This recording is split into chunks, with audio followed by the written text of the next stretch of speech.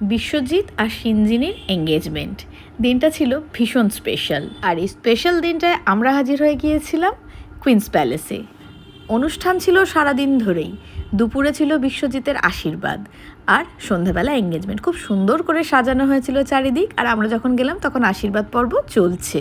তারপর চলে এলাম একটু স্টার্টার কাউন্টারের দিকে। স্টার্টারে ছিল পনির পাসিন্দা আর ফিশ ফিঙ্গার, আর ছিল কোল্ড ড্রিঙ্কস। তারপর একে একে দেখা হতে লাগলো পরিচিত মুখগুলোর সঙ্গে।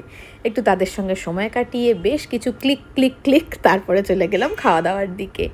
আর আজকের পুরো খাবারটাই পরিবেশন করা হয়েছিল মাটির বাসনে। এই হচ্ছে আজকের মেনু।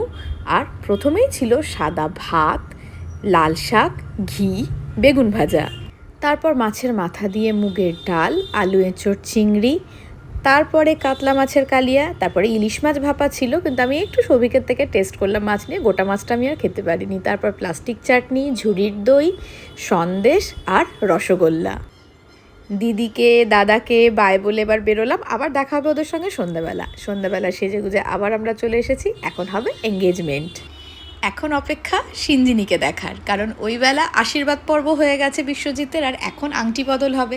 আর আমরাও ঢুকেছি, তখনই ঢুকছে সিঞ্জিনি আর বিশ্বজিৎ। এত অপূর্ব লাগছে দুজনকে, চোখ ফেরানো দায়, ঝলমল করছে সকলেই। এঙ্গেজমেন্টের আগে আমরা চলে গেলাম একটু স্টার্টার ট্রাই করতে। চিকেন রেশমি কাবাব, ফিশ বল, পনির কাবাব, যেটা আসলে পনির টিক্কা, আর ক্ষীর জিলিপি সবই নিলাম, ট্রাই করব সবকটাই। আর ছিল কোল্ড ড্রিঙ্কস।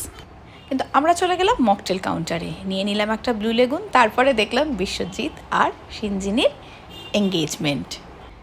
আনন্দে ঝলমল করছিল দুজনে। এবার রাতের খাওয়া দাওয়া সারার পালা।